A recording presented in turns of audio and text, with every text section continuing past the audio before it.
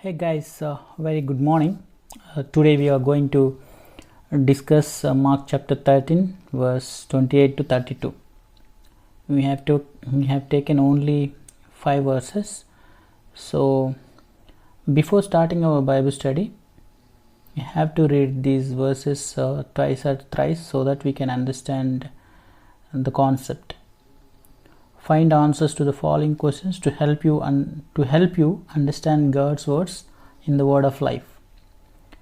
So, what are the common words used in this passage, and who is writing, and whom it is written to, and the fourth one, when it was written to, fifth one, why author is writing this passage, and who is in the text of the given text. Is there any sin that I must confess from this passage? Is there any warning that I should head to in this passage? Is there any commandment that I have to obey? Is there any model for me to follow in this passage? Do I have any promise to own it? And what is the main lesson that God has given me in these sentences or in this passage? So in this way, we have to ask some questions from this passage so that we can understand the whole concept. We'll get good answers. Now we are going to discuss recognizing the signs that the end is near. From verse 28 to 32, we can give a subtopic is recognizing the signs that the end is near. So we'll start our Bible study verse 28 to 31. We can prepare some questions for discussion. The first question we can prepare: what parable is Jesus referring to here? The second question: what signs are there on a fig tree that the summer is near? So first of all, we have to keep our Bible with us and open your Bible and start referring Mark chapter 13 verse 28 to 31, so that then only we can understand these questions. The third question: how does this parable relate to Jesus coming again? And the fourth question: what are the signs that Jesus coming is near?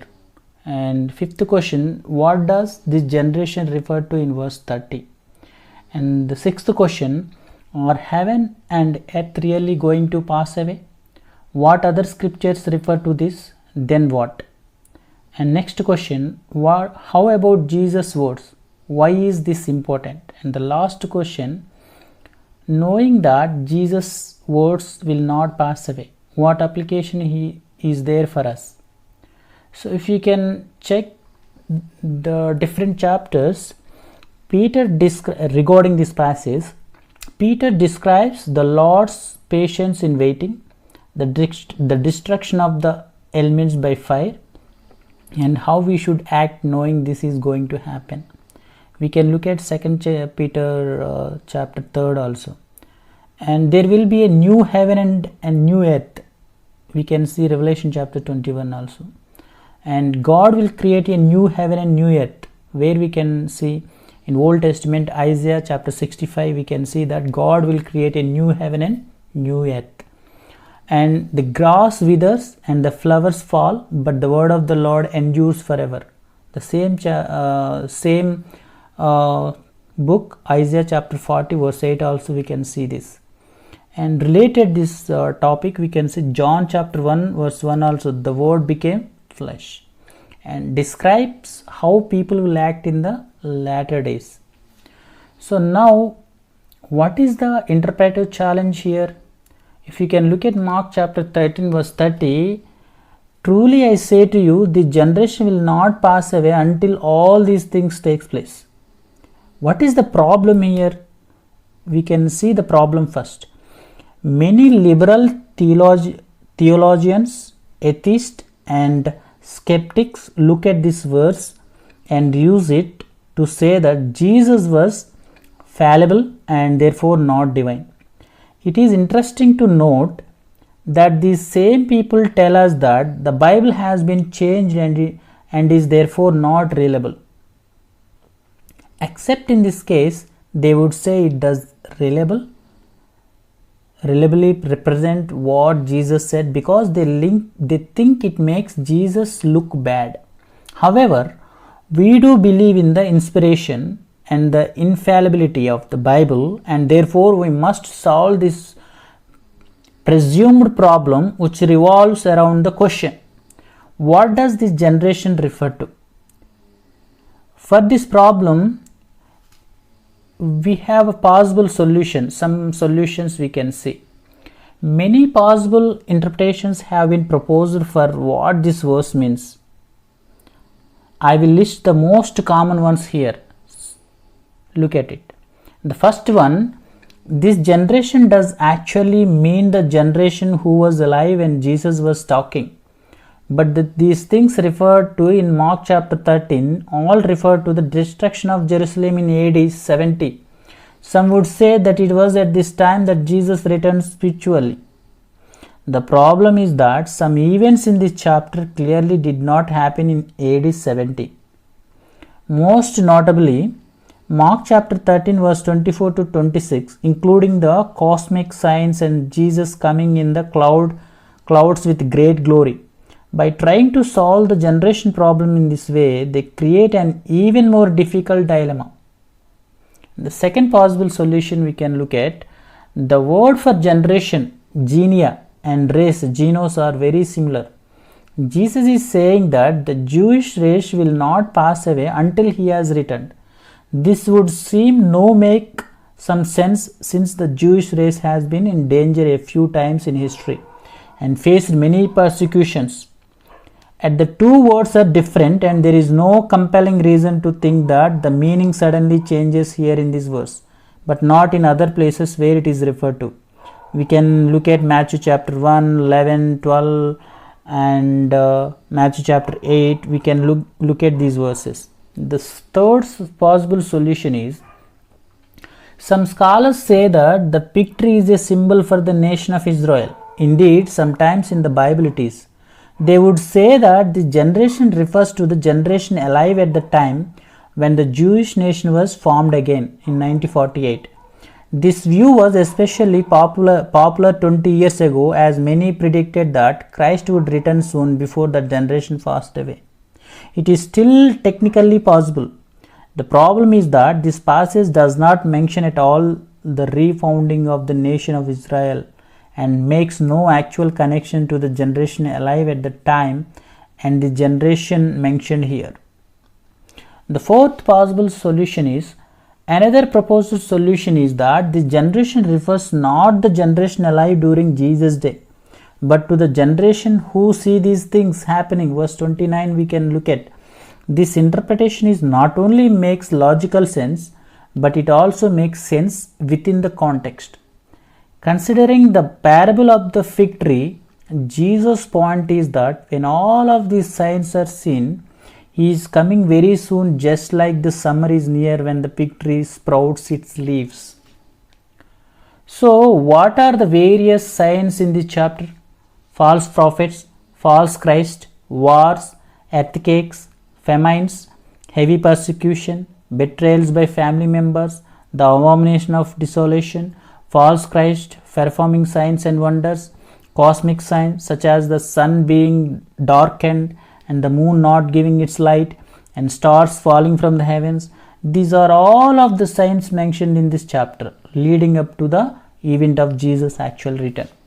Have you seen them all? No. We have seen some of them, the beginnings of the birth pangs, but we have not seen all. Jesus is saying that the generation who sees all of these signs should know that the end is very near and he is right at the door. Although there will be heavy persecution and the death rate will be astronomical, some who live at the time will not die, but will live to see Jesus' actual return. When you look at Mark chapter 13 verse 13 also, look at the context.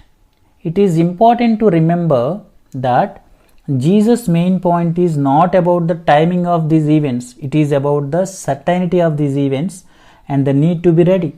These words are not only a reminder to be alert to the generation who sees these things happen, but it is also an encouragement and a reminder that the Lord is coming soon and they won't have to wait much longer. We can make no conclusion about the timing of Jesus' return based on these signs, since we have not seen them all. If you did see all of these things take place, then we could conclude that the generation alive at the time will not pass away until Jesus' return. Now we are going to discuss verse by verse here. The parable of the fig tree. We will discuss about this. This is a simple parable. A fig tree gives forth some signs that summer is coming. Notably, the branch becomes tender and leaves sprout. When a person sees a fig tree like that, they know that summer is near. In a similar way, the person who sees the signs Jesus has mentioned in the chapter will know that he is near, even at the door. Based on the context, there is no reason to assign deeper meaning to this fig tree or assume that it is the nation of Israel. That goes far beyond the simple point of Jesus' parable. The second point, heaven and earth will pass away. We will discuss about this word. Jesus mentioned this in contrast to his words, which will not pass away. While it is not his main focus to tell us that heaven and earth will pass away, it is nonetheless true. If we can look at 2 Peter chapter 3 verse 3 to 15 and Revelation chapter 21 to verse 1, the earth is corrupted by sin and far from the virginal paradise which God created. Heaven here could refer to the second heaven, meaning outer space, rather than the third heaven, meaning the place where God resides. That is unclear. The main point for us to remember is that everything is going to change. This world and everything you see will one day be destroyed. It will not be a random act of nature as many scientists believe, but instead it will be a determined act of God. What kind of application we can apply in our lives here? Do not love the world or things in the world, where we can look at 1 John chapter 2 verse 15. Many people spend their entire lives pursuing worldly things like money, career, materials, a bigger house or a nice car. All of it will be fade. It is not going to last. So don't make these things the focal point of your life. Set your mind on heaven and not on the earth. The next point we will discuss, but my words will not pass away. So we are going to discuss about this also. This is the thrust of what Jesus was saying. Every detail of this prophecy would come to pass just like he predicted. His words are reliable and trustworthy. So far it is true, Jesus' words have endured for almost 2000 years. How many others can we say that about? Just a handful. Most of us who live now will be forgotten in 100 years, much less 2000. It is safe to say that for most of us our words will pass away, but Jesus didn't. When you look at Isaiah chapter 40 verse 8, even when this earth and everything we can see and touch has faded away, Jesus' words will still endure. Their truth does not change from generation to generation. You cannot take your car or house or bank account with you into this new heaven and earth, but you can treasure his words and obey them, knowing that this ensures he will say, "Well done, good and faithful servant." So what should you do know about this, about that Jesus' words endure forever while the material things around you do not? In the next point we can discuss, of that day or hour no one knows. We have to discuss this also. Let no one deceive you. No one knows that the time except God the Father. If anyone, no matter how popular or respected, gives you a date or even a time window when this will happen, they are lying and misleading you. And this is not a gray area or a controversial area. Jesus said very clearly that no one knows the time. If someone says otherwise, they have shown themselves to be a false teacher, and you should not pay attention to anything else they teach. Why did Jesus not know the time if he is divine? It's a wonderful question, right? So we know that at certain time Jesus has limited himself from certain divine rights. In Philippians chapter 2, we see that he gave up certain divine rights for a period of time while coming to the earth to become a man. This did not make him any less divine, but it instead highlighted his submission to the Father and his self-control. Sorry. I will give an example, although a bad one. A husband wants to throw a surprising party for wife's birthday. She suspects there will be one. She could easily find out the time of the surprise party if she wanted to.